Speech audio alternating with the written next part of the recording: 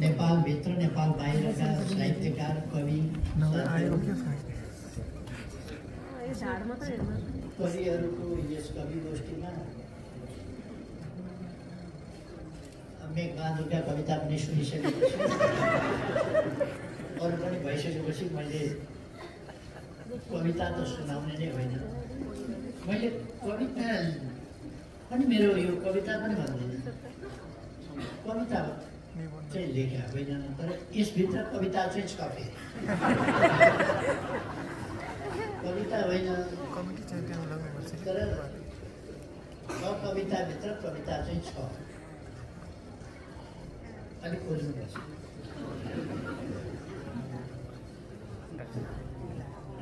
फेरि म अहिले भर्खरै यहाँ कवि गोष्ठीमा आइहाल्यो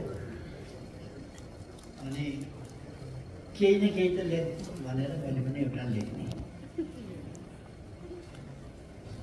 अञ्जुलीभित्र सजाएर राखेको हिरा नेपाल, यसको स्पन्दन केन्द्र मुटु काठमाडौँ। एउटा बृहत मिलन सम्मेलन, एउटा सङ्कल्प स्वर्ण हिमवत खण्ड तथा हाँगाबाट भुइँमा, भुइँबाट गुफामा, गुफाबाट यहाँसम्म एउटा लामो यात्रा, यात्राको वर्ण, प्रेम, घृणा, लडाईँ, उन्माद, आर्तनाद, कठिन तर गौरवको यात्रा, प्रेमपछि प्रेमको कथा हिमवत। तर समय फेरिएको छ, पहिले समयले फेरिएको छ, स्वरले धेरै कुरा बिर्सिएको छ, ती कथा बिर्सिएको छ, ती गौरव गाथाहरू पनि बिर्सिएको हो कि जस्तो भएको छ। कता कता मेघबहादुरको बाटोमा जस्तै कुकुरले नङ काट्न थाले जस्तो भयो।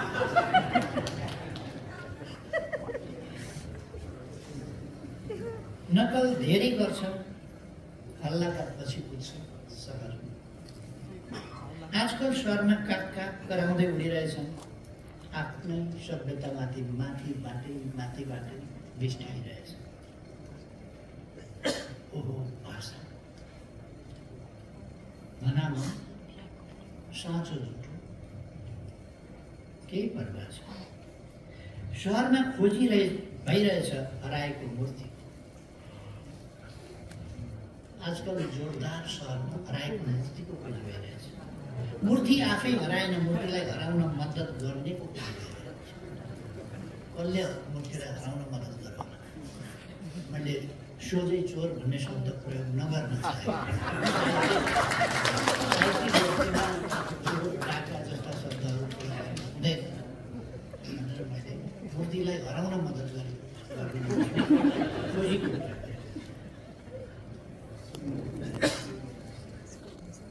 खोजी भइरहेछ भाइ मारा,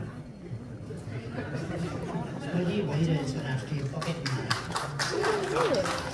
कहाँ छ गतिको रथ र पाङ्रा, अघितिर तान्ने अहिलेको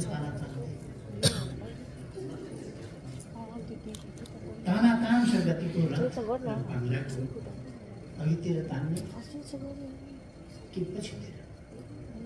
तर हिमवत खण्ड अघि बढ्ने बाटो खोजिरहेछ।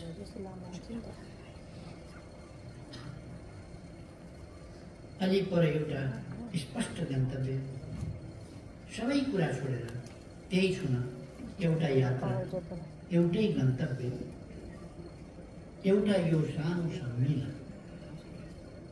सङ्कल्प सुवर्ण हिमवत खण्ड, सङ्कल्प सुवर्ण हिमवत खण्ड। Thank you.